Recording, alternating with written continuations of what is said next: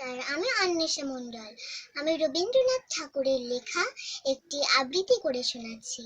আবৃত্তিটির নাম বীর পুরুষ।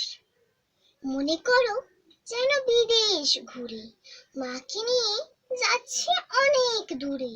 তুমি যাচ্ছ পালকিতে মাচুরে, দরজা দুটো একটুকু ফাঁক করে।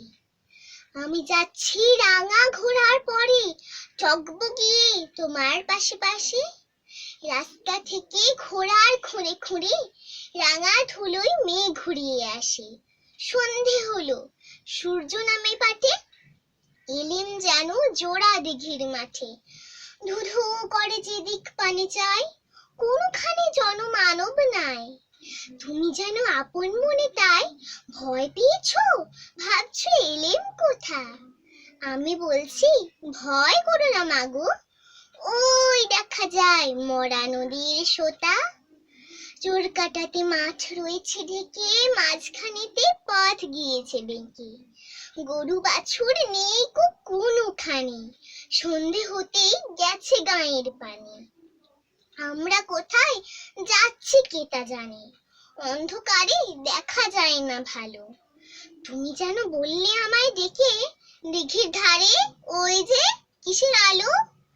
এমন সময় হারে রে রে রে রে রে রে, ওই যে কারা আসতেছে ডাকছে রে। তুমি ভয় পালকিতে এক কোণে ঠাকুর দেবতা স্মরণ করছো মনে। বেয়ারাগুলো পাশের কাটা বনে পালকি ছেড়ে কাঁপছে থরো থরো। আমি যেন বলছি তোমায় ডেকে, আমি আছি, ভয় কেন মা করো। হাতের লাঠি, মাথায় ঝাঁকড়া চুল, কানে তাদের গোজা জবার ফুল। আমি বলি দাঁড়া খবরদার, এক পা আসিস যদি আর, এই চেয়ে দেখ আমার তলোয়ার, টুকরো করে দেব তোদের মেরে।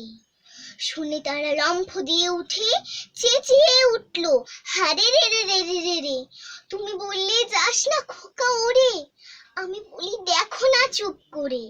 ছুটিয়ে ঘোড়া গেলেম তাদের মাঝে, ঢাল তলোয়ার ঝন ঝনিয়ে বাজে।